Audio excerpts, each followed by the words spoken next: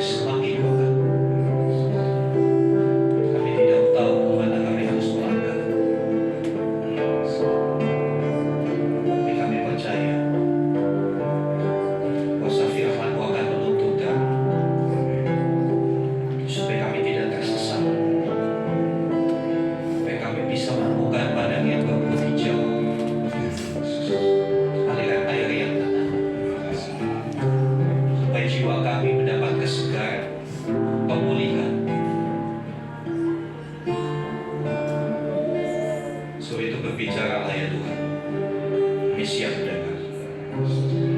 Berkati teman-teman kami yang sudah melayani kami dalam ujian penyembahan. Kiranya mereka boleh lebih lagi dalam komitmen mereka melayani Tuhan. Maksimalkan setiap talenta yang mereka punya ya Tuhan. Terima kasih Bapa. Terpujilah nama. Dalam nama Yesus kami berdoa. Amin. Amin. Silakan duduk, silakan. Terima kasih untuk tim Venus. Shalom. Ya.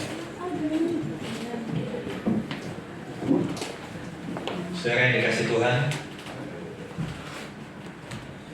tolong ditampilkan dulu satu gambar. Ya.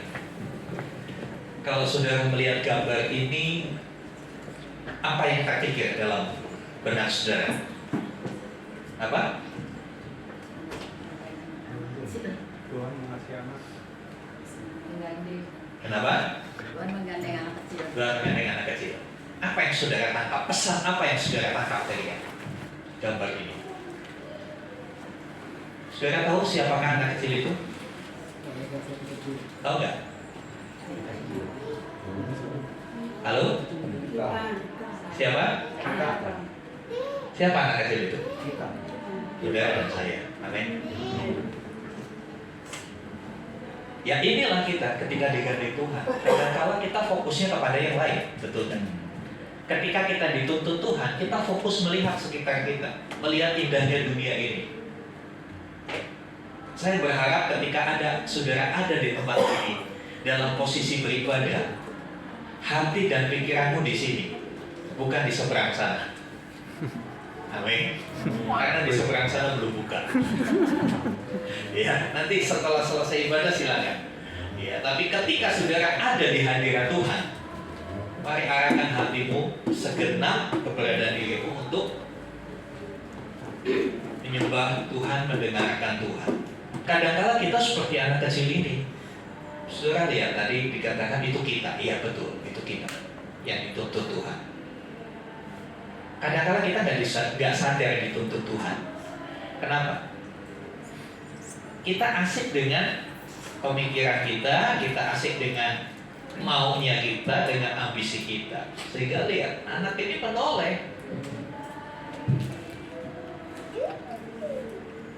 Dan ketika kita memperhatikan gambar ini, Tuhan pun melihat apa yang dilihat anak itu, betul? Iya kan? Lihat, wajah orang yang menuntut itu melihat juga ke arah yang sama dengan anak itu. Apa artinya? Tuhan tahu apa yang menjadi perhatian kita. Tuhan tahu apa yang mempesona kita. Tuhan tahu apa yang mengambil alih perhatian kita. Oke, hari ini kita belajar next. Ya, nanti yang minta gambar ini boleh. Saya kasih. Ya, buat dipajang di kamar. Yang menyadarkan kita bahwa kita kadang-kala suka nengok kiri, nengok kanan. Ya, mungkin kita perlu dikasih kacamata kuda gitu ya. Bisa fokus. Sekarang dikasih Tuhan kita belajar tentang tuntunan Tuhan. Kita baca dulu ayatnya dalam Yesaya 48 ayat 47 sampai ayat 17 sampai 19. Yesaya 48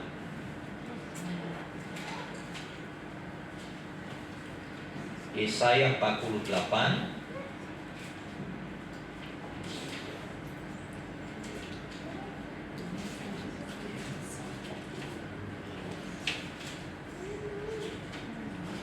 ayat 17 sampai ayat yang ke-19.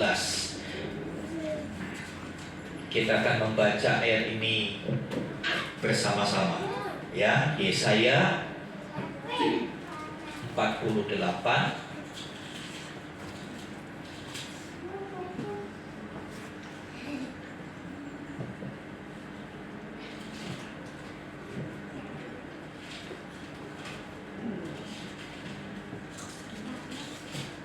Sudah ketemu semua? Yesaya 48 ayat 17 sampai ayat yang ke-19. Kita baca bersama-sama 3 ayat ini. 2, 3. Beginilah firman Tuhan pada musuhmu yang Maha Kudus Allah Israel. Akulah Tuhan Allahmu yang mengajar engkau tentang apa yang memberi faedah, yang menuntun engkau di jalan yang harus engkau tempuh. Sekiranya engkau memperhatikan perintah-perintahku, maka damai sejahteramu akan seperti sungai yang tidak pernah kering, dan kebahagiaanmu akan terus berlimpah seperti gelombang-gelombang laut yang tidak pernah berhenti. Maka keturunanmu akan seperti pasir, dan anak cucumu seperti kersik banyaknya. Maka mereka tidak akan dilenyapkan atau ditiadakan dari hadapanmu. Ya, saudara yang dikasih Tuhan, ada satu pernyataan dari pihak Tuhan.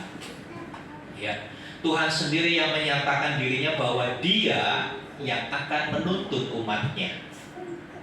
Jadi inisiatif menuntut itu datangnya dari Tuhan. Karena sejak kejatuhan manusia dalam dosa, manusia itu selalu berusaha untuk melakukan sesuatu berdasarkan pemikirannya dia.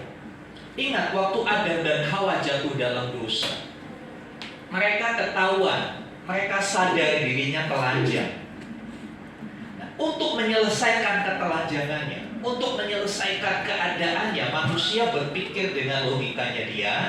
Dan mereka dikatakan di dalam Kejadian pasal 3, dia ngambil daun pohon ara, dijadikan pakaian. Itulah pakaian pertama, itulah fashion pertama.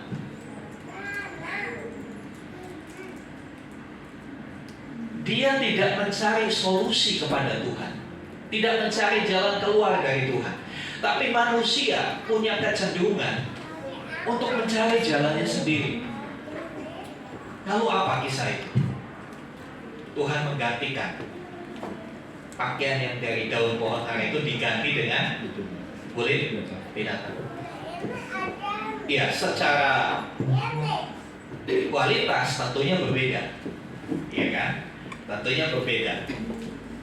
Kulit binatang akan jauh lebih tahan terhadap cuaca, tidak gampang sobek, ya kan? Daripada daun pohon ara. Kejadian seperti ini terus terjadi sampai hari ini.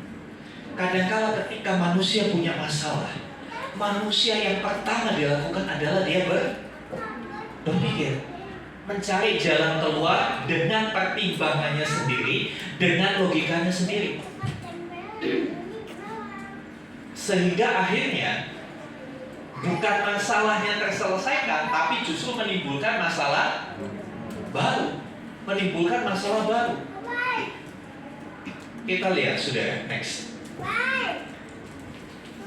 Ya, next.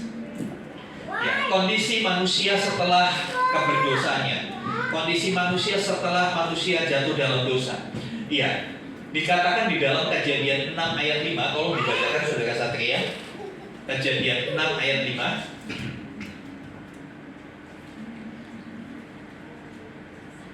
Kejadian 6 ayat 5. Bisa pakai mikrofon supaya suaranya terdengar. Kejadian 6 ayat 5. Kejadian 6 ayat 5. Ketika dilihat Tuhan bahwa kejahatan manusia besar di bumi, dan bahwa segala kecenderungannya, hatinya selalu membuahkan kejahatan semata-mata. Iya. Peristiwa ini pada zaman Nuh. Setelah manusia yang pertama diciptakan Tuhan itu berdosa, dosa itu berkembang begitu cepat. Sehingga dalam ayat yang dibaca tadi, Kejadian ayat 6 ayat yang kelima, Tuhan melihat begitu besar kejahatan manusia. Besar ini dalam pengertian kualitas dan kuantitas. Ya, dari segi kualitasnya manusia makin jahat, dari segi kuantitasnya dosa itu makin banyak terjadi, makin banyak dilakukan. Bagian terakhir dari ayat ini berkata, dan kecenderungan hatinya apa? Berdosa. kecenderungan hatinya selalu mengarah kepada kejahatan, kepada hal yang tidak berkenan kepada Tuhan. Itulah keadaan manusia. Dosa begitu cepat menular, begitu cepat berkembang. Hal yang buruk itu lebih cepat nular daripada hal yang baik. Hal yang buruk itu lebih cepat nular daripada hal yang baik. Ya. Sebagai contoh, kalau saya di tiap ibadah minggu saya terlambat, saya pastikan saudara akan ikut terlambat. Betul apa betul, saudara? Alasannya apa? Kebadanya juga telat. Hal yang buruk akan lebih cepat nular. Saya nggak tularin aja, udah ketularan kan? Tapi kita balik. Saya selalu datang. Ya, boleh itu, boleh dicek. Sekali saja saya terlambat. Dalam waktu 3 tahun lebih. Ya kan? Saya selalu datang awal. Apakah itu otomatis diikuti oleh jemaat Tuhan? Enggak. Ya kan? Menunjukkan hal yang buruk itu lebih cepat nularnya. Saya nggak telat aja pada telat, apalagi saya telat. Bisa-bisa bila kebaktian jam 9, jam setengah 11 baru mulai nanti. Dengan segudang alasan, bangunnya kesiangan.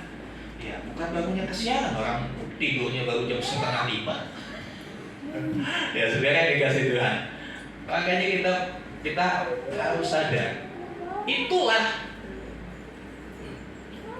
akibat dari dosa. Kita susah sekali untuk diajar melakukan hal yang baik. Kita lebih gampang, gak usah diajar pun anak-anak kita sudah pandai bohong. Benar apa betul? Tanpa diajar pun anak kita sudah pandai ngambek.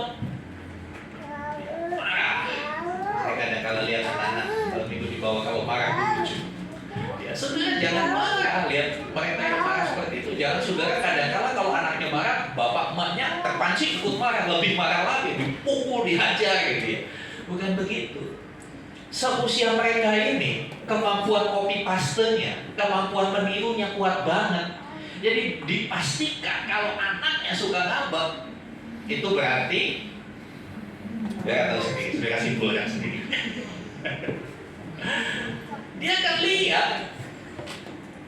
Dia akan lihat sekitarnya dan dia akan mencontoh.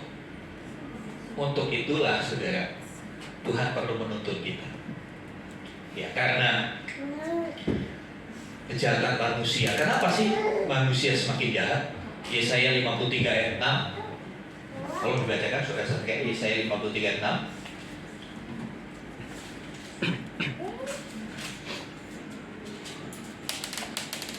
Yesaya 53 ayat 6. Kita sekalian sesat seperti domba, masing-masing kita mengambil jalan sendiri, tetapi Tuhan telah menimpakan kepadanya kejahatan kita sekalian.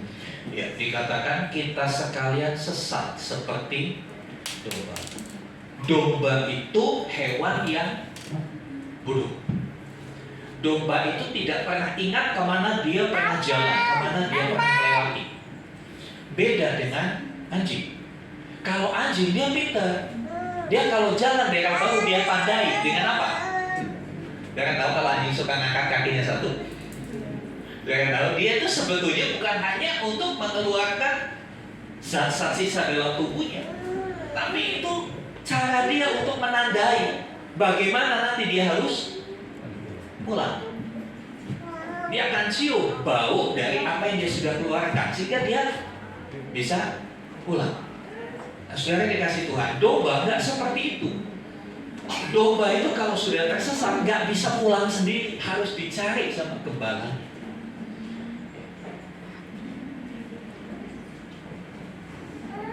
Tuhan berkata, kita sekalian sesat seperti domba. Artinya kita nggak tahu jalan yang benar itu mana. Kita hanya mengikuti pikiran kita yang sudah tercemar oleh dosa, keinginan kita, ambisi kita yang sudah tercemar oleh dosa. Sehingga kita jauh dari Tuhan. Tanpa sadar, kita makin menjauh. Jalan kita makin menjauh dari Tuhan. Padahal rencana Tuhan itu luar biasa. Ya. Kalau kita cari jalan sendiri, kita tersesat. Akibatnya Roma 6 ayat 23, ya kan? Resikonya upah dosa adalah maut, kebinasaan. Kalau kembali di dalam pasal 6, Tuhan melihat manusia begitu rusak. Akhirnya apa yang terjadi? Mereka ditimpa kebinasaan melalui air bah pada zaman Nabi Nuh. Ya. Setelah Nabi Nuh, apakah mereka sadar? Tidak. Dosa terus berlanjut. Dosa terus berlanjut. Padahal Tuhan sudah mengingatkan melalui peristiwa Nabi Nuh, konsekuensi dari dosa adalah kebinasaan. Padahal tujuan Tuhan, ya, rencana Tuhan dalam hidup manusia, ya, Yesaya 29 ayat 11, Yeremia 29 ayat 11, tolong. Yeremia 29 ayat 11.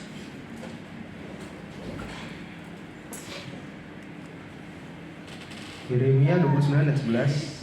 Sebab aku ini mengetahui rencana-rencana apa yang ada padaku mengenai kamu. Demikianlah firman Tuhan, yaitu rancangan damai sejahtera dan bukan rancangan kecelakaan, atau memberikan kepadamu hari depan yang penuh harapan. Apa yang Tuhan rencanakan dalam hidup kita, saudara? Rancangan yang penuh dengan damai sejahtera, hari depan yang penuh dengan harapan. Itu yang Tuhan sediakan bagi kita. Tapi kita nggak akan pernah mencapai keadaan itu ketika kita masih tersesat, ketika kita masih membelakangi Tuhan, ketika kita masih mengikuti jalan-jalan kita sendiri. Rencana Tuhan begitu indah, tetapi itu bertolak belakang dengan rencana manusia. Ya. Namun sangat disayangkan, Yesaya 55 ayat 8. Yesaya 55 ayat 8. Sebab rancanganku bukanlah rancanganmu, dan jalanmu bukanlah jalanku, demikianlah firman Tuhan. Ya, Tuhan berkata, rancanganku bukan rancangan, jalanku bukan jalan.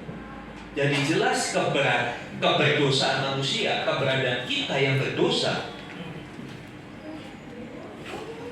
kita bertolak belakang. Jalan-jalan kita, rancangan kita, pemikiran kita, kehendak kita bertolak belakang sekali dengan kehendak dan rancangannya Tuhan. Untuk itulah Tuhan perlu menuntun kita. Bisa paham, saudara? Next. Ya. Sekarang masalahnya, pertanyaannya, perlu tuntunan Tuhan nggak kita? Perlu tuntunan Tuhan nggak? Kondisi kita yang seperti domba yang tidak tahu jalan pulang, kondisi kita yang sudah sangat dipengaruhi oleh dosa, kondisi kita yang jalan kita itu berbeda dengan jalannya Tuhan. Kira-kira kita perlu tuntunan Tuhan nggak? Ya, sangat setuju. Amin. Amin. Amin. Iya. Mengapa? Mengapa kita perlu tuntunan Tuhan? Next. Ya, yang pertama, banyak pilihan. Saya kasih 2 gambar. Ya, dunia ini hidup kita kan banyak pilihan. Mau pilih yang mana? Tadi pagi bangun tidur aja sudah dihadapkan pada satu pilihan. Berangkat gak ya ke gereja? Betul? Berangkat gak ya? Wah, ini teman-teman udah pada pulang kampung. Kenapa sih Pak Gembala gak liburin aja ibadahnya? Mau diliburin ibadahnya? Tapi konsekuensinya berkat Tuhan libur buat hidup saudara. Wah, kalau untuk masalah berkat, oh jangan, ya kan? Kalau untuk masalah berkat jangan sampai libur, gitu kan? Nah, saya kan dikasih dan yang kedua, ini kondisi jalanan di metropolitan Jakarta seperti itu, tumpuk menumpuk. Ada Google Map juga kadang kalau bingung, ini jalan yang naik, yang turun ke kiri apa ke kanan, ya kan? Ya. Sekarang dikasih Tuhan. Ada beberapa ayat di situ, Ulangan 13:19, pilih hari ini berkat atau kutuk, ya kan? Dalam Yosua 24, Yosua berkata, pilihlah pada hari ini kepada siapa kamu mau beribadah. Itu dihadapkan pada pilihan. Tetapi Amsal 15 ayat 21 perlu dibaca. Amsal 15 ayat 21. Kita baca aja sama-sama. Amsal 15 ayat 21. Yuk semua kita buka. Amsal 15 ayat 21.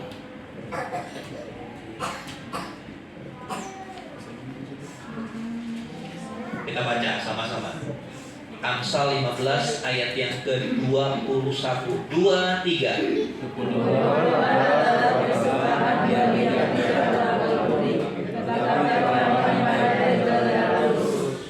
Iya. Ada pilihan bagi kita. Mau jalan yang lurus atau yang lain. Dan setiap hari, setiap saat kita berhadapan dengan pilihan dan pilihan. Kita tidak bisa lepas dari yang namanya pilihan.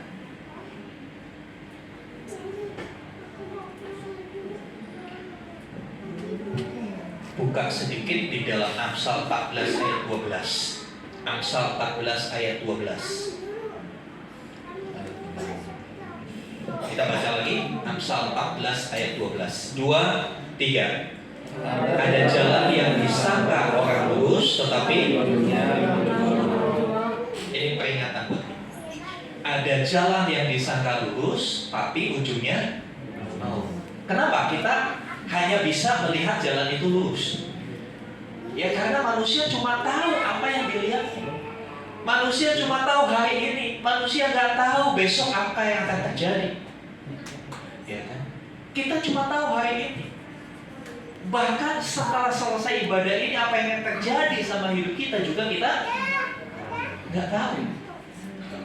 Waktu Natal kemarin di satu gereja di Kota Bekasi, pemimpin paduan suara, begitu selesai pemimpin paduan suara, meninggal. Apakah dia tahu dia bakal meninggal pada saat melayani? Apakah yang dipimpin itu tahu bahwa orang yang memimpinnya akan begitu cepat dipanggil Tuhan? Gak ada yang tahu. Ada jalan yang disangka lurus. Kita lihatnya lurus, tapi ujung dari jalan itu kita nggak tahu. Ya kan? Ujung dari jalan itu kita nggak tahu. Ya. Kadangkala itulah realita kita hadapi. Kita memilih, kita mempertimbangkan dengan berbagai keilmuan yang kita punya. Kayaknya ini solusi buat masalah yang saya hadapi. Kayaknya seperti ini. Tapi setelah dijalani, ternyata disinilah kita perlu tuntunan Tuhan. Kenapa? Karena Tuhan tahu apa yang di depan kita. Tuhan yang pegang hari esok. Kita cuma tahu yang lalu dan sekarang. Yang lalu juga kita banyak lupa. Iya kan? Kadang-kadang kita udah bikin salah yang lalu, diulangi lagi sekarang. Kenapa? Ya itu penyakit manusia itu lupa. Aku tenang. Kalau nggak, ya saya nggak lupa sih Pak, cuma nggak ingat. Ya lupa dan tidak ingat itu saudara kembar ya saudara. Ya next. Kenapa kita perlu tuntunan Tuhan? Ya. Ternyata dalam perjalanan kita ada begitu banyak bahaya dan tantangan. Betul? Makanya banyak orang berkata hidup ini perjuangan. Ya, karena dalam perjalanan hidup kita ya, banyak tantangan, banyak perjuangan. Ya, orang menganggap jalan tol itu jalan bebas hambatan, tapi sebetulnya enggak. Ada yang tahu tol itu singkatan dari apa? Tol itu bukan jalan bebas hambatan. Tol itu TOL, singkatan dari take on location, bayar di tempat. Kita cuma tahu jalan tol gitu aja. Kita punya asumsi bahwa jalan tol itu jalan bebas hambatan. Ternyata kalau musim mudik gini, jangan lewat jalan tol. Kenapa? Macet. Tadi saya bilang sama drivernya, Pak lewat mana? Tol merah, saya bilang. Dia buka, iya Pak merah. Ya sudah, nggak usah lewat jalan tol. Mungkin kalau saya lewat jalan tol belum sampai, sudah terlambat. Dan pasti akan diikuti minggu depan. Atau balanya telat, udah kita telat aja belum nyampe. Saya dikasih Tuhan, hidup ini penuh tantangan. Hidup ini tidak baik-baik saja. Ya. Hidup ini selalu berhadapan dengan masalah. Saya selalu katakan, bersyukurlah dengan masalah yang saudara hadapi. Karena masalah itu mengingatkan kita bahwa masih ada Allah. Singkatan masalah itu masih ada Allah. Masalah. Jadi, dengan masalah, manusia itu diingatkan, kamu itu gak mampu. Ada pribadi yang maha kuasa, yang mengatur hidup. Jangan sok kuat, jangan sok pintar. Kalau coba bayangkan, kalau hidupmu tanpa masalah, hidup saudara tanpa masalah, saudara nggak ada di sini, saudara nggak perlu Tuhan. Banyak orang yang nggak perlu Tuhan karena nggak ada masalah, tapi akan dihadapkan pada satu titik, akan datang satu masa, uangnya yang banyak tidak menyelesaikan masalahnya, koneksinya yang banyak tidak menyelesaikan masalahnya, kepandaiannya tidak menyelesaikan masalahnya. Karena apa? Semua yang dimiliki manusia sejatinya adalah terbatas. Ada pribadi yang tidak terbatas, yang kepadanya kita harus datang dan selalu minta tuntunan. Next. Ya, kita nggak ngerti jalan Tuhan. Jadi banyak masalah, sesat seperti domba. Ya. Perjalanan kita akan selalu berhadapan dengan masalah demi masalah. Ya. Yang selanjutnya, kenapa kita perlu tuntunan Tuhan? Kita nggak ngerti jalan mana yang harus kita tempuh.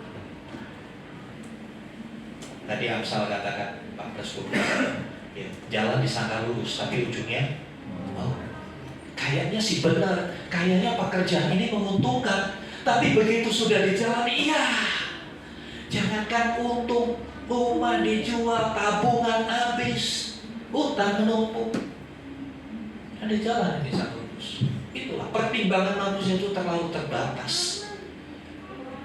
Kita perlu tuntunan Tuhan. Ya, Yesaya 59 ayat 9 katakan, seperti tingginya langit dari bumi, demikianlah tingginya jalanku dari jalan dan rencana, dari jalan dan rancanganmu dari rancangan. Tuhan itu tinggi, jalannya tinggi. Kalau saudara berada di tempat yang tinggi, pandangan saudara bisa lebih jauh, betul ya? Dari sini saya nggak bisa lihat rumahnya bagus. Tapi kalau saya naik, mungkin ini kita bangun 15 lantai, bisa kelihatan dari sini. Oh, di situ. Oh, itu. Ya. Semakin tinggi, kita akan bisa memiliki pandangan yang lebih luas. Sebab itu, mari kita mau jadi pribadi-pribadi yang mau dituntun oleh Tuhan. Tadi ayat pembuka kita berkata, aku yang akan menuntun. Aku yang menuntun. Tuhan yang menyediakan dirinya untuk menuntun. Tanpa kita minta, dia akan menuntun.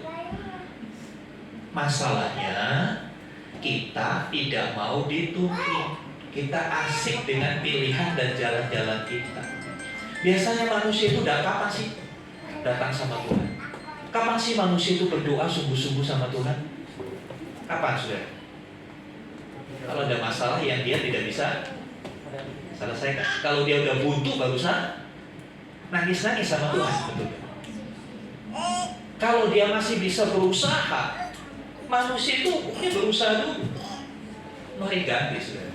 Kalau saudara mau berusaha dulu, keadaan saudara akan babak belur dulu, baru akan dipulihkan. Pilih mana, saudara? Mau babak belur dulu baru ditolong Tuhan, atau gak melewati kondisi babak belur? Pilih mana, saudara? Kebanyakan kita pilihnya babak belur dulu. Kenapa?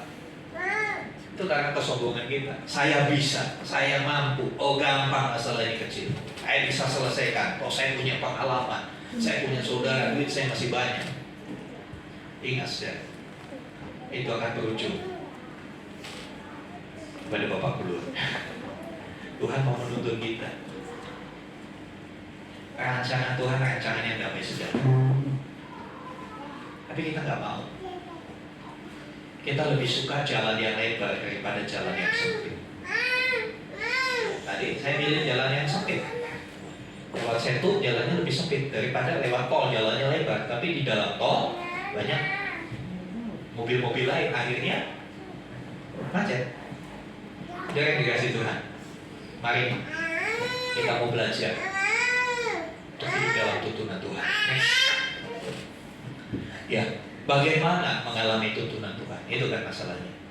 Bagaimana supaya kita bisa dituntun oleh Tuhan? Yang pertama tadi, kita harus punya kerendahan hati. Kita menyadari bahwa kita tidak mampu. kita menyadari bahwa kita bodoh.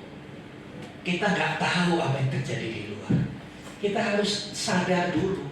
Kalau kita merasa benar, ya udah nggak perlu Tuhan. Aku benar kok.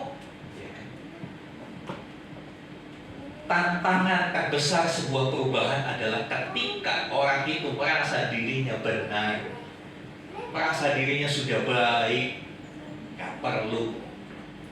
Tapi ketika dia sadar dia nggak mampu, ketika dia sadar dia terbatas, dia akan datang kepada pribadi yang tidak terbatas. Saudara dikasih Tuhan, ayat 18 dari Yesaya 48 dikatakan, sekiranya engkau memperhatikan perintah-perintahku, maka damai sejahteramu akan seperti sungai yang tidak pernah kering, dan kebahagiaanmu akan terus berlimpah seperti gelombang-gelombang laut yang tidak pernah berhenti. Saudara pernah ke pantai? Ya, nanti kalau belum pernah kapan-kapan kita ke pantai. Saudara kalau lihat pantai gelombang, pernah nggak gelombang itu berhenti? 1 jam aja nggak ada gelombang. Walaupun kecil ya kan, ada. Ya kan. Ya, kadang-kadang besar, kadang-kadang kecil. Tapi gelombang itu akan terus ada, tidak akan pernah berhenti. Ini janji Tuhan buat kita yang mau dituntut Tuhan. Apa yang seperti gelombang? Kebahagiaan. Kebahagiaan akan terus berlimpah seperti gelombang. Wow, keren banget. Kadang-kala kita pikir yang di bawahnya aja. Ya, kadang-kala ya seperti anak kecil. Kalau anak kecil berdoa kan yang diikuti aminnya aja, betul? Amin, amin. Ya, kita lupa yang di atasnya. Mari baca ayat ini dari atas. Sekiranya engkau memperhatikan perintah-perintah. Syarat utama untuk mendapat pimpinan Tuhan atau tuntunan Tuhan adalah perhatikan perintah-perintah Tuhan. Orang memperhatikan itu seperti apa sih, saudara? Bisa sepintas lalu? Bisa sekedarnya aja? Enggak. Ya udah, lewat aja. Makanya kadang-kala kita jadi korban iklan. Kenapa? Kita lihat iklan sepintas aja. Ya. Kalau kita lagi di perjalanan, ya sekarang kan lagi musim duku gitu ya. Kadang-kala di pinggir jalan ada buku, terus ada ini tulisannya 10.000. Wah, udah semangat. Tetangga jual 20.000, di sini jual 10.000. Berhenti beli. Ternyata setengah kilo. Karena apa? 10.000 garis miring, setengahnya kecil. Kenapa kita bisa terjebak dengan hal yang seperti itu? Iklan-iklan atau promosi-promosi yang seperti itu. Ya karena kita tidak memperhatikan. Pergi ke mall, diskon 50 plus 70 plus 20, 50 plus 20, kan banyak. 50 plus 20% jadi berapa? 70% kan? Padahal sistemnya nggak begitu. 50 dulu, barusan 20, dan digabung. Ya, belum lagi harganya sudah dinaikin dulu. Kenapa banyak orang terjebak seperti itu? Ya kurang memperhatikan. Kita itu cuma cari gampangnya, sepintas aja. Sama firman Tuhan juga begitu. Lihatnya sepintas aja. Lihatnya sepintas. Ketika baca ini sepintas saja. Bagian belakangnya, ekonya yang diaminkan, amin. Kebahagiaan itu akan melimpah seperti gelombang laut. Dia lupa gak memperhatikan firman Tuhan. Lalu begitu tidak tercapai, marah sama Tuhan, kecewa sama Tuhan. Ya, saya kan sudah begini. Sepertinya apa yang dilakukan bagi Tuhan seperti pancingan kepada Tuhan. Ya Tuhan, saya kasih ini ya, ayo harus kasih lebih. Saya kan udah kasih. Seperti orang saudara pasang lotre kalau gitu. Saudara yang dikasih Tuhan, mari kita memperhatikan. Next. Ada satu ayat lagi di dalam Mazmur 1 ayat 2 ya. Tetapi yang kesukaannya ialah Taurat Tuhan, dan yang merenungkan Taurat itu siang dan malam. Memperhatikan itu ini artinya punya kesukaan, menyukai Taurat Tuhan. Kalau saudara menyukai gimana? Banyak anak-anak muda, ya ibu-ibu suka dengan drama Korea. Kalau sudah suka bagaimana saudara? Iya, nggak mau kelewat episodenya, betul nggak? Waktunya konser, waktunya, waduh ini episode yang paling menegangkan. Ya udah, konser biasa juga telat, nonton dulu. Lalu apa? Kalau sudah suka, yang dipikirkan, ya apa yang dia sukai itu, betul nggak? Yang dipikirkan apa yang disukai. Ya, bapak-bapak, waktu masa-masa jatuh cinta sama istrinya bagaimana? Sampai dibuat lagu kan? Kalau mau makan, ingat kamu. Kalau mau tidur, ingat kamu. Yang parah, kalau lihat sapi. Ya, enggak gitu juga sebenarnya. Parah begitu ya. Lihat sapi, ingat kamu. Ya. Orang kalau menyukai akan terbayang-bayang terus, akan ada di pikiran terus. Ya. Akan ada di pikiran terus. Sama seperti kalau nonton drama Korea, tokohnya siapa gitu kan? Apa namanya? Jongkok apa siapa ya? Jongkok apa nama? Lihat lagi jalan-jalan ke air mall, itu kayak itu ya, kayak artis itu ya. Udah pikirannya ke situ terus. Nah Tuhan mau pikiran kita itu ke firman terus gitu loh, sudah masuk ayat ini. Sudahkah pikiran kita, hati kita ke firman terus? Jadi ketika kita menghadapi masalah, menghadapi satu situasi tertentu, yang kita pikirkan firman. Ketika menghadapi situasi tertentu, kita hubungkan itu dengan firman.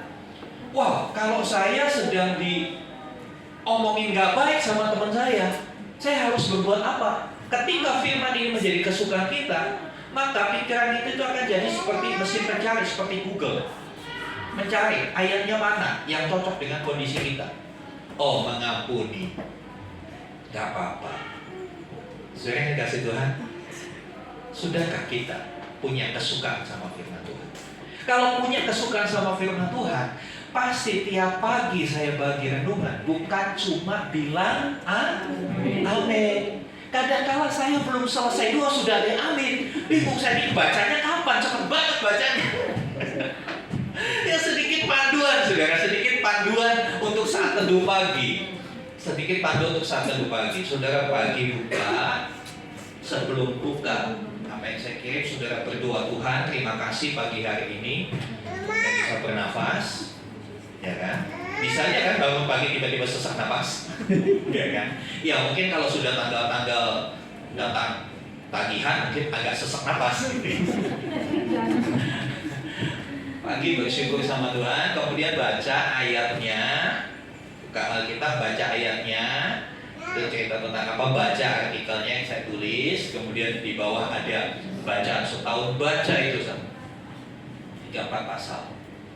Lalu ketika saya setelah selesai itu membaca, saya kirim lagu lewat itu. Supaya apa tujuannya? Panduan untuk saudara memuji Tuhan. Kadang-kala kita memuji Tuhan bingung mau lagu apa ya? Lagu apa ya?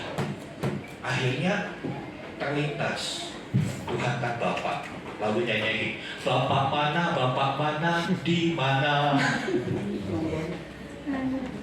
Karena kecampur gitu kan. Makanya saya kasih panduan ini lagunya ya. Dan lagu itu akan sesuai dengan tema yang dibagikan. Ikuti, jangan cuma dengar, ikuti. Ikuti nyanyi, ikuti. Kalau perlu saudara ulang-ulang di sini. Harus selesai itu berdoa dengan saya. Jadi sekali lagi jangan langsung amin. Nanti siap-siap yang amin akan saya bikin ketawa suatu saat. Akan saya bikin kejutan. Nanti bisa aja dalam renungan itu bagian terakhir. Tolong kirim 10 juta buat saya. Nanti kalau yang amin itu harus kirim. Jadi saudara yang dikasih Tuhan, ayo kita mau bijak supaya kita menjadi orang-orang yang berbahagia, supaya kita menjadi orang-orang yang hidup dalam damai sejahtera. Masalah boleh datang, tapi kita tetap ada damai, ada kebahagiaan. Ya, saudara yang dikasih Tuhan, dan merenungkan kesukaan itu akan selalu menjadi fokus perhatian. Ketika kita menyukai sesuatu akan menjadi fokus perhatian itu terus. Sama seperti saudara kalau beli handphone baru, mau Apple kayak mau Duren kayak gitu kan. Saya heran suka apple, padahal itu kan buah yang udah digigit. Buah yang udah digigit aja mahal banget ya saudara. Iya. Kalau saudara punya handphone baru, tidur pun diajak tidur di handphone, nggak mau jauh taruh. Bangun tidur yang dicari apa? Bukan sarapan dulu, yang dicari. Ayo, siapa yang bangun tidur cari handphone dulu? Handphone, iya kan? Saudara dikasih Tuhan. Kalau kita punya kesukaan, itu akan menguasai pikiran kita, akan menjadi pusat perhatian. Kalau firman Tuhan menjadi kesukaan kita, firman Tuhan akan menjadi pusat perhatian kita. Ketika firman Tuhan diberitakan, kalau lagi suka gimana saudara? Ya akan perhatikan, gak sempat tidur. Dan saudara, selanjutnya merenungkan. Setelah suka direnungkan. Merenungkan itu seperti apa saudara? Merenungkan sama melamun beda ya. Kalau melamun itu kosong. Kalau melamun itu pikirannya jadi liar kemana-mana. Seperti ada lagunya kan. Andai aku jadi orang kaya, gitu kan. Udah, itu melamun. Tapi kalau merenungkan, kita membaca, dipikirkan, diterapkan dalam hidup sehari-hari, masih kurang jelas, baca lagi, pikirkan lagi. Itu berulang-ulang. Orang yang merenungkan itu seperti saudara makan. Kalau saudara makan gimana? Ya, makan saksan misalnya. Gimana? Apakah makan langsung ditelan? Bagaimana? Kalau makan lalu dikunyah dulu. Semakin enak masakan itu, semakin enak saksan itu, saudara kunyahnya akan berlama-lama, betul nggak? Kenapa? Saudara menyesapi, saudara, gitu kan, sampai seperti itu, gitu kan. Ambil lagi, nggak cukup 1 piring, 2 piring, 3 piring, lupakan diet kan gitu. Seperti itu merenungkan firman Tuhan. Nggak cukup baca 1 kali, baca lagi dan lagi, sampai benar-benar firman itu masuk, merasuk, menyatu dengan jiwa kita. Ya, sama seperti ibu-ibu masakan dan bumbunya itu banyak macam-macam. Dan kenapa rendang itu mahal? Selain dagingnya mahal, karena prosesnya lama. Istri saya suka bikin rendang, masak itu nggak cukup 3 jam, bisa 4-5 jam, sampai benar-benar bumbu itu masuk ke dalam. Merenungkan itu seperti itu. Bagaimana caranya supaya firman ini masuk ke dalam hidup kita?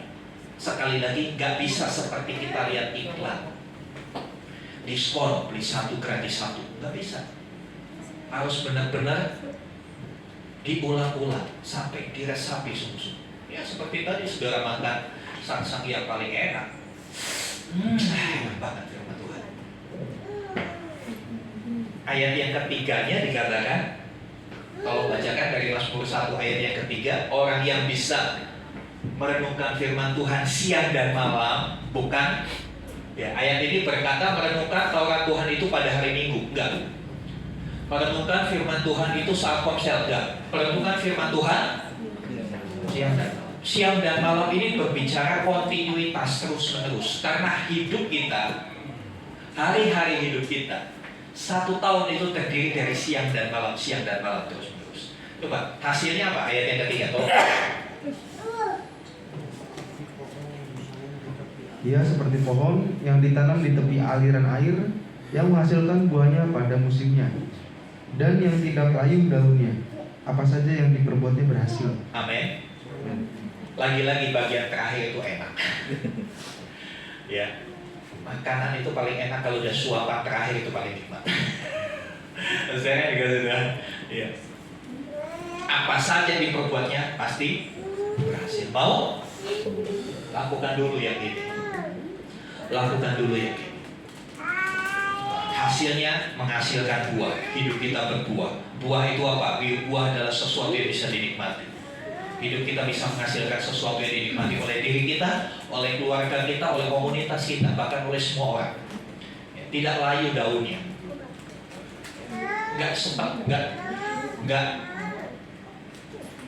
Tidak mengalami masa kering. Kalau pohon yang layu daunnya, itu 2 kemungkinan. Dia kena hama, atau dia kurang disiram, kering. Berapa banyak rohani yang kering, akhirnya gak bersemangat dalam ibadah. bersemangat dalam ibadah. Well, udah bersoal, ya tetap aja begini. Apalagi tadi malam baru ronda sama teman-teman ronda main gaplek. Tepuk tangannya. Karena masih kebayang ya tadi Pak. Di sini nggak ada. Di sini nggak ada. Ya kan dikasih Tuhan. Kalau kita menyukai firman Tuhan, merenungkannya siang dan malam, janjinya kita berbuah, tidak layu daunnya. Hidup kita tidak layu. Hidup kita nggak cepat galau. Banyak orang yang dikit-dikit galau. Kenapa? Tidak kuat dengan firman. Orang yang galau adalah orang yang terlalu gampang dipengaruhi oleh sekitarnya. Orang ngomong gak enak galau, ya kan? Postingnya tidak direspon galau. Bikin live di Facebook tidak di like galau. Ya, saudara yang dikasih Tuhan.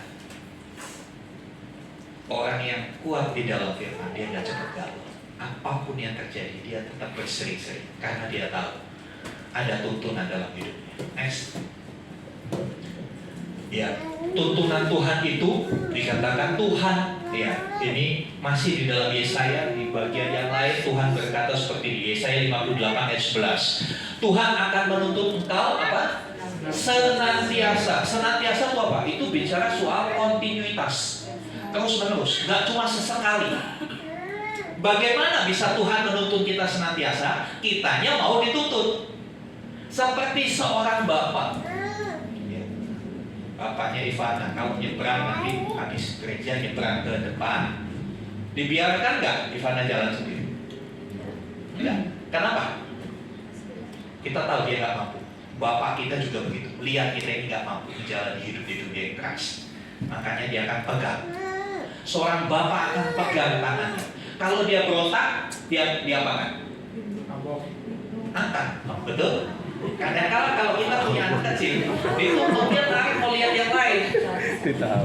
Ya, saya sering kali melihat, terutama kalau di supermarket, di swalayan gitu ya, di konter mainan.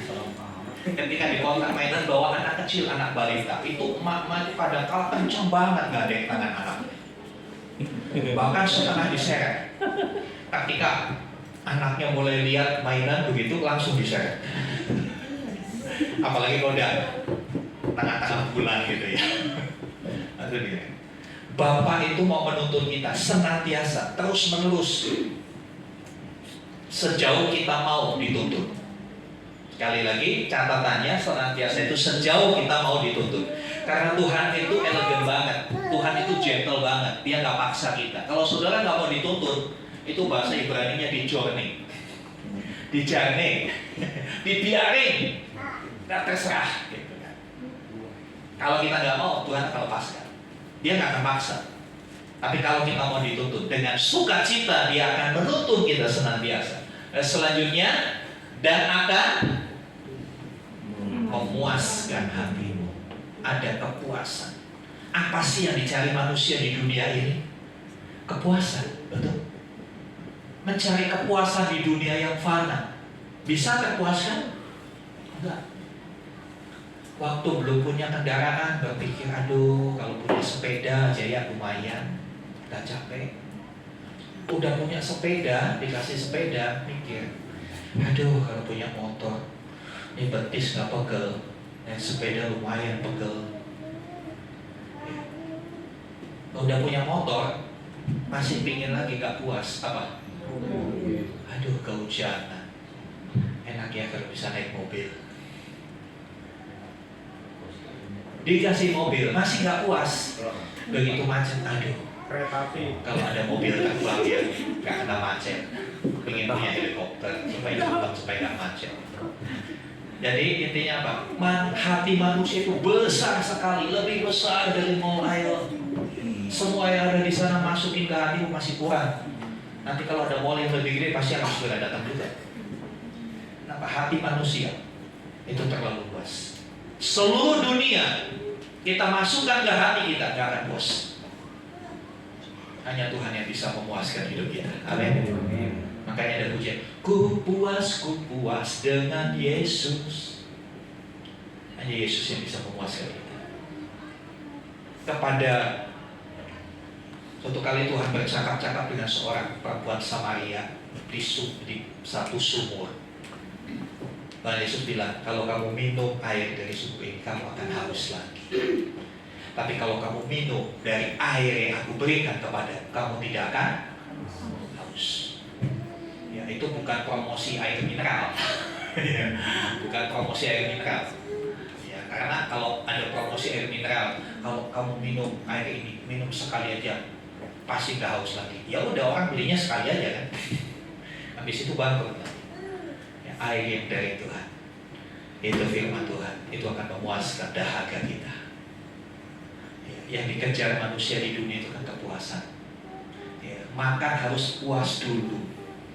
Ya, jalan-jalan harus puas. Bahkan maki-maki orang juga harus puas dulu. Kalau belum puas belum berhenti. Ayo aja terus. Iya kan? Ngomongin orang juga begitu. Makanya ada kata istilah gosip, digosok makin ngopi kan, saudara. Saya berharap saudara bukan pelaku. Yang dikasih Tuhan, ya, akan ada kepuasan di dalam hati ketika kita dituntut Tuhan, ya. Akan memuaskan hatimu di tanah yang kering. Ya, dunia ini adalah tanah yang kering, tidak akan pernah memuaskan kita. Selanjutnya, dan akan membaharui kekuatan. Ya, kalau kita mau dituntut Tuhan, hidup dalam tuntunan Tuhan, kita akan selalu kuat. Dihantam bagaimanapun, masalah bertubi-tubi akan selalu kuat. Ya, sekalian saya informasikan habis Lebaran minggu depan, ya, tanggal 17 saya kembali mau healing. Ada yang mau ikut healing sama saya? Mau? Siapa yang mau? Siapa yang mau? Tanggal 17 saya mau healing. Tapi healingnya berbeda dari kebanyakan orang. Saya healingnya di Jakarta East Center, di rumah sakit mata. Saya operasi untuk yang ke-7 kali. Kenapa mau healing? Iya healing di rumah sakit kan mau healing, mau disembuhkan, betul nggak? Kata-kata healing itu artinya apa? Disembuhkan, penyembuhan. Saya mau mengalami proses penyembuhan, saya mau healing, makanya tanggal 17-18. Kalau mau ikut ayo. Terus saya kan dikasih Tuhan, akan ada selalu kekuatan. Saya nggak pernah takut dengan ya namanya operasi. Saya santai, saya biasa. Kenapa? Saya tahu. Saya punya Tuhan yang selalu pegang kanan saya. Dia yang selalu pegang kanan saya dengan kuat. Walaupun jalannya licin, walaupun jalannya berlubang, saya akan aman bersama dengan Dia. Seperti Raja Daud berkata di dalam Mazmur pasal 24. Sekalipun aku dalam lembah kekelaman, aku tidak takut bahaya, sebab Engkau besertaku. Saudara yang dikasih Tuhan, Dia akan memperbaharui kekuatan kita yang sering lemah, yang sering putus asa. Ayo, mulai perhatikan firman Tuhan. Itulah tuntunan Tuhan yang paling nyata dalam hidup ini. Selanjutnya, engkau akan seperti taman, ya. Engkau akan seperti taman yang diairi dengan baik. Kalau taman diairi dengan baik gimana? Bagus, subur, ya, indah. Dan seperti mata air yang tidak pernah mengecewakan. Kita nggak akan pernah kecewa apapun yang terjadi. Karena kita tahu Tuhan tahu yang terbaik bagi kita. Mungkin kita dikecewakan oleh orang-orang di sekitar kita, tapi kalau kita hidup dengan firman, kekecewaan itu tidak menguasai kita. Kekecewaan itu seperti iklan, cuma lewat, gak sempat bersinggah di hati kita. Apalagi bercokol dan berakar. Bahaya kalau sampai singgah, bercokol dan berakar. Lama-lama jadi akar yang pahit. Ketika ada akar yang pahit, rusaklah seluruh hidup kita. Bukan hanya secara rohani, tubuh jasmani pun akan rusak. Orang yang simpan kepahitan itu sangat berpotensi kena sakit kanker. Ini penelitian mengatakan, saudara bisa searching. Orang yang sering galau, sering sakit hati, sering dendam, sering benci, itu sangat berpotensi kena penyakit kanker. Itu lahan yang subur untuk macam-macam penyakit, keluhan-keluhan kesehatan. Next. Ya. Asik kan kalau begini, jalan dengan Tuhan. Jalan dengan Tuhan, walaupun di tepi pantai, bisa ada tsunami sewaktu-waktu, tetap tenang. Kenapa? Seperti gambar yang ini. Apa bedanya gambar ini dengan gambar pertama tadi, saudara? Kenapa? Gambar yang pertama kita fokusnya kepada yang lain, bukan ikutin tuntunan Tuhan. Gambar yang pertama itu menunjukkan kita masih kanak-kanak secara rohani, masih balita secara rohani. Tetapi ketika kita mulai beranjak dewasa secara rohani, kita seperti ini. Kita akan ngikutin, kita akan bercakap-cakap. Saya percaya mereka berdua ini gak diem-dieman. Ya. Tapi mereka dua ini asik ngobrol. Lihat, yang sebelah agak nunduk, mencondongkan telinganya kepada yang sebelah. Pasti yang pakai jubah lagi ngomongin sesuatu, dia mendengar. Enak sekali hidup begitu dengan Tuhan. Betul gak saya? Rindukan saudara mengalami ini dalam hidup. Rindukan saudara mengalami tuntunan Tuhan yang begitu nyata, hari demi hari, waktu demi waktu. Bukan hanya pada saat ibadah, tapi hari demi hari. Mulai dari mana? Mulai dari hal yang kecil. Sediakan waktu untuk bersama terus setiap pagi. Sesimpel itu. Mulainya segampang itu. Ya. Untuk mengalami tuntunan Tuhan, saudara tidak perlu mendaftar, tidak perlu bayar uang pendaftaran. Tidak perlu mengumpulkan surat baptisan dan lain sebagainya. Saudara hanya perlu menyiapkan hati dan berkata Tuhan, tuntun. Amin. Mari sama-sama kita bangkit berdiri. Saya udah resolusi. Haleluya.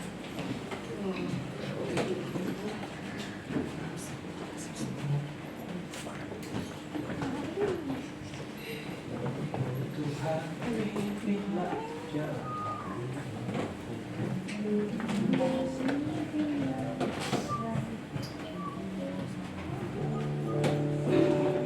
Satu lagu lama kita akan nyanyikan Tuhan pimpinlah jalan.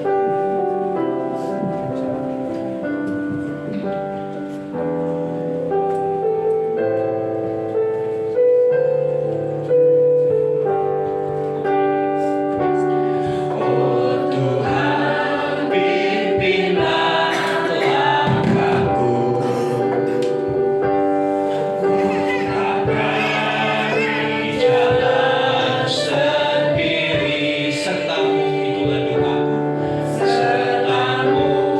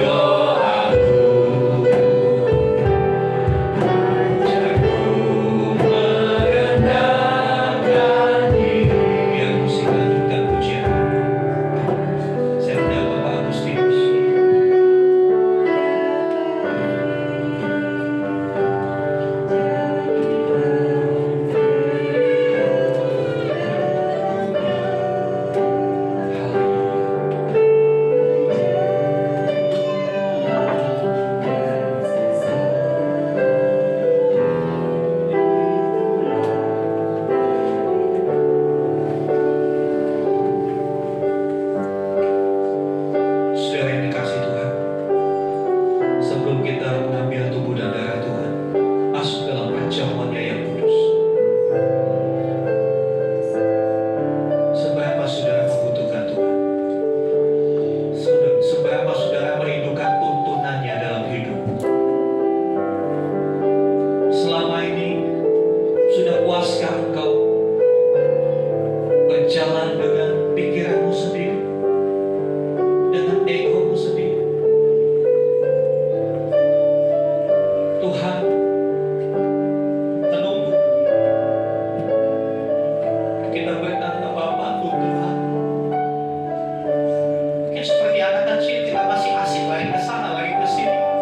Kita nggak tahu kok ada bahaya, kita bisa jatuh, kita bisa terjebak. Tuhan selalu berusaha untuk menuntun kita. Jangan biarkan Dia menunggu. Biar siang hari ini kita mau berkata, Tuhan, pimpin aku. Aku sudah capek. Aku sudah capek. Aku lelah, Tuhan. Untuk setiap kegagalan, untuk setiap persoalan, tuntun kami. Biar setiap pribadi ambil waktu berdoa. Berdoa kepada Tuhan. Kita mulai perhatikanlah perintah-perintah. Selama ini kita begitu mengabaikan perintah Tuhan. Kita asik dengan cara berpikir kita. Kita asik dengan sudut pandang kita. Mari berhenti dari itu semua, saudara. Dan mulai memperhatikan perintah-perintah. Karena perintahnya itu ada dekat dengan engkau. Perintah itu mudah. Haleluya. Biar melalui perjamuan kudus yang sebentar kita nikmati, tuntunan Tuhan semakin nyata di dalam hidup. Bapa, kami menyerahkan roti dan anggur ini. Suci kuduskan, layakkan ya Bapa, untuk menjadi sarana kami memperingat, mengenang, menghayati akan korban Kristus di atas kayu salib. Engkau yang sudah selesai dengan semuanya, Tuhan. Sekarang Kau menyediakan diri untuk menuntun setiap kami. Terima kasih. Silakan saudara ambil roti dan anggur. Kembali deh, saudara. Di setiap roti yang ada di tangan saudara ada firman Tuhan. Mari kita mau praktekkan. Perhatikanlah perintah-perintah Tuhan. Perhatikanlah, sukailah, dan renungkanlah itu siang dan malam. Sebelum kita makan roti ini, makan dulu ayat yang tertulis di dalamnya. Renungkan itu, pikirkan itu dalam hidup. Kalau itu sebuah teguran, bertobatlah.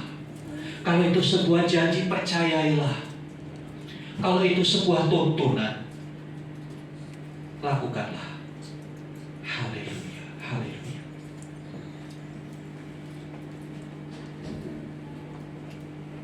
Sudah kau membaca, kau merenungkan, mari kita angkat roti lebih tinggi dari kepala.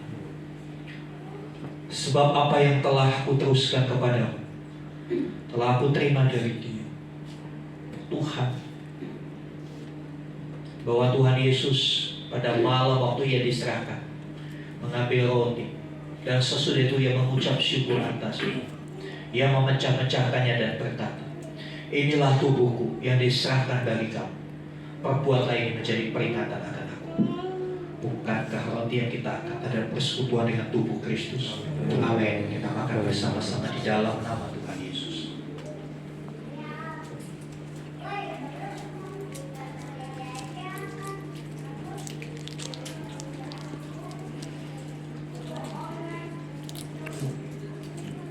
Haleluya, haleluya. Haleluya, haleluya. Haleluya.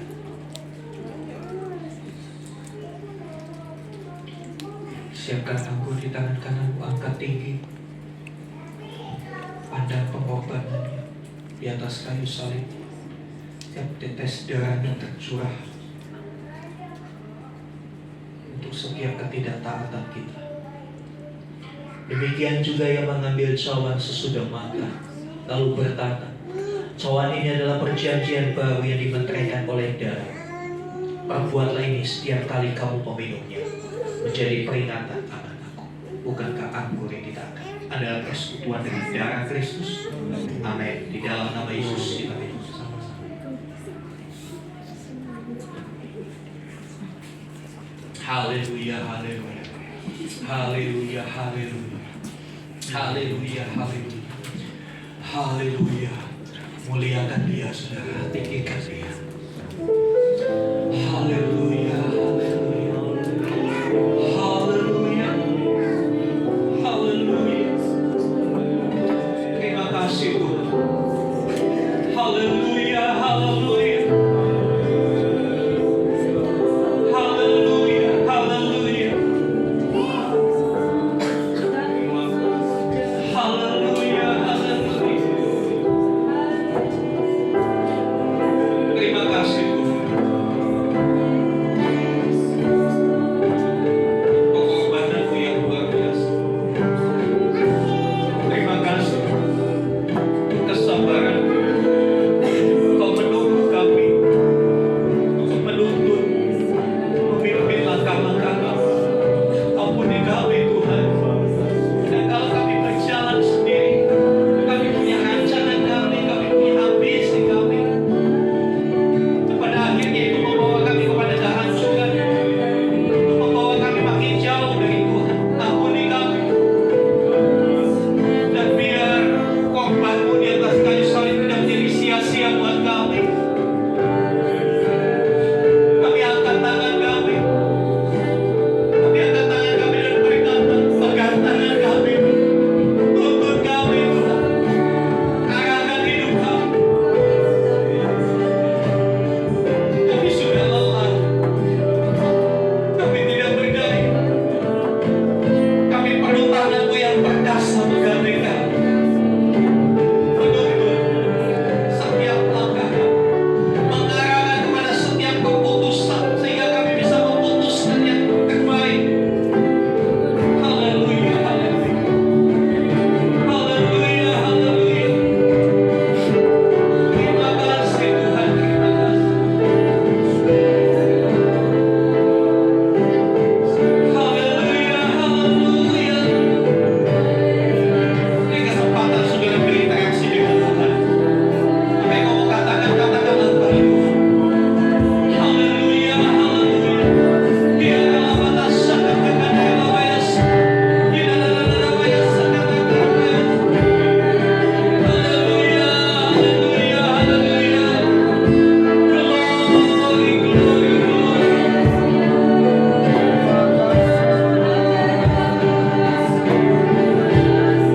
Terima kasih Tuhan. Terima kasih. Terima kasih Tuhan. Dan mulai hari ini 7 April 2024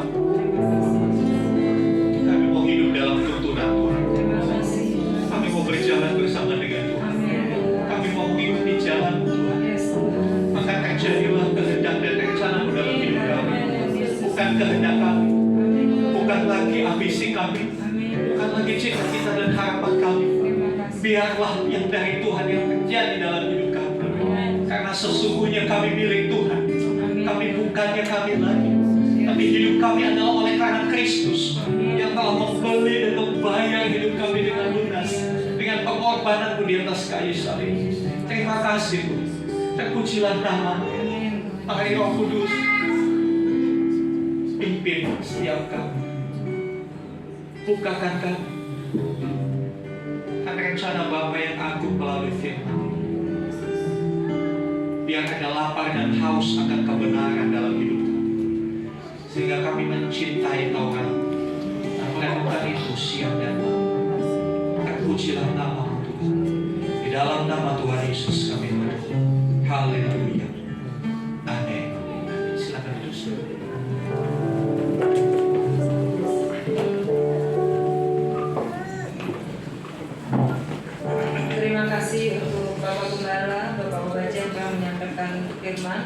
Biarlah setiap kami di tempat ini mulai hari ini boleh merenungkan dan melakukan firman Tuhan.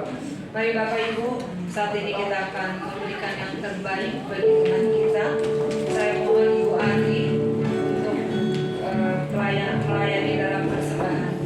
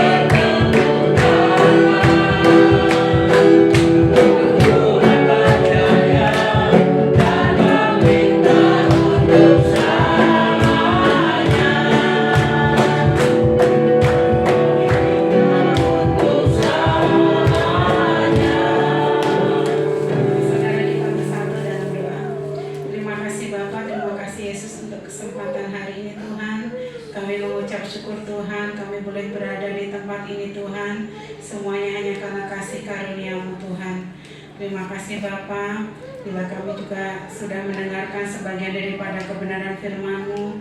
Tuhan, biarlah kami senantiasa hidup dalam tuntunan-Mu Tuhan, berfokus hanya kepada Engkau Tuhan, dan biarlah Engkau senantiasa menyertai setiap langkah hidup kami. Bapa, bila kami telah memberikan sebagian dari apa berkat-Mu yang Kau berikan kepada kami Tuhan, mari Tuhan Kau pakai Tuhan, yang tidak seberapa ini Tuhan untuk kemuliaan nama-Mu Tuhan. Engkau pakai Tuhan untuk pekerjaan-Mu Tuhan dalam pelayanan. Terima kasih Bapa, kami juga menyerahkan Tuhan seluruh pelayanan hari ini Tuhan. Semua yang melayani hari ini beserta dengan jemaat-Mu Tuhan. Kau berkati kehidupan mereka semua Tuhan. Kau berkati kesehatannya, pekerjaannya. Kau berkati tempat tinggal di mana mereka berada Tuhan, tetangga sekitarnya Tuhan. Kau berkati semua. Terima kasih Bapa, terima kasih Yesus, terpujilah nama-Mu. Dalam nama Tuhan kami Yesus Kristus kami berdoa. Terima kasih Tuhan, amin. Terima kasih untuk Ibu Ari dalam pelayanannya. Tuhan Yesus memberkati. Baik Bapak Ibu Saudara, tiba saatnya kita akan mendengarkan pengumuman dari Bapak Gembala. Saya mohon Ibu Dorta untuk doa syafaat.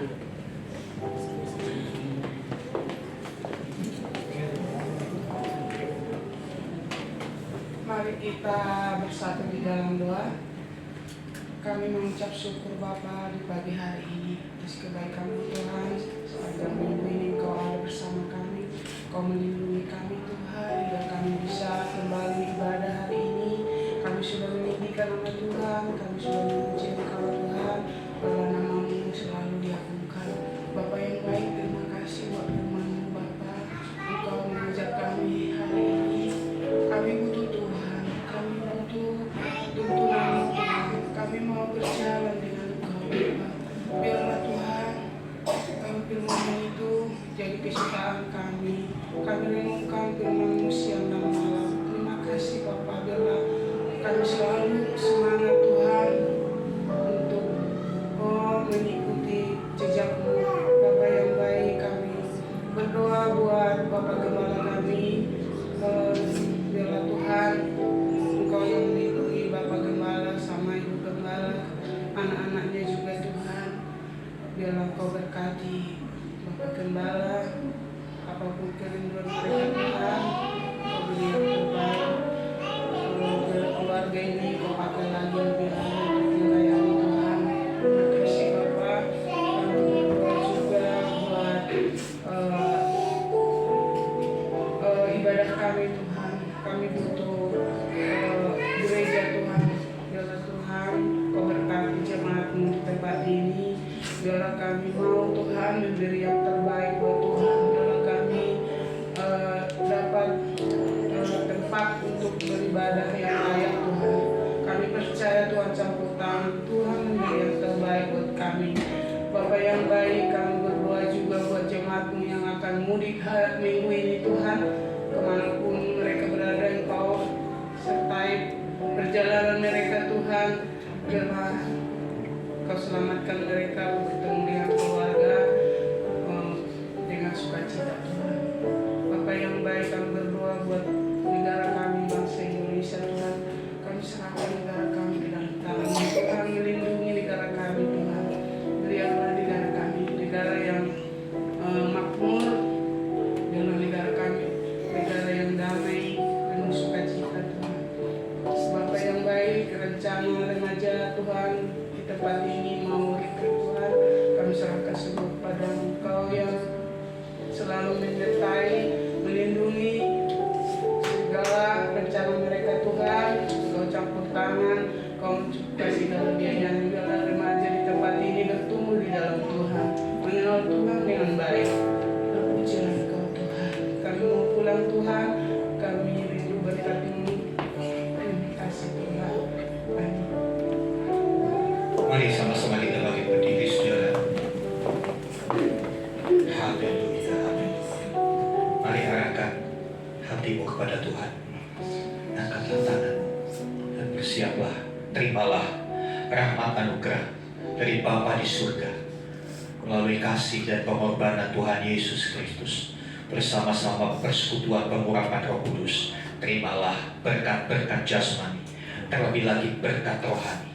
Jadilah berkat dimanapun Tuhan menempatkan engkau. Karena itu pergilah, jadikanlah semua bangsa muridku. Baptislah mereka dalam nama Bapa dan Anak dan Roh Kudus. Dan ajarlah mereka melakukan segala sesuatu yang telah kuperintahkan kepadamu. Dan ketahuilah aku menyertai kamu senantiasa sampai kepada akhir zaman. Demikianlah Tuhan Yesus akan datang kembali. Tuhan Yesus akan menjemput kita, membawa kita masuk ke tempat yang telah Dia sediakan, supaya di mana Tuhan Yesus berada, di situ pun kita boleh berada. Dengan penuh iman dan percaya, kami terima segala berkat Tuhan dalam nama Tuhan Yesus. Haleluya, haleluya. Amin. Kita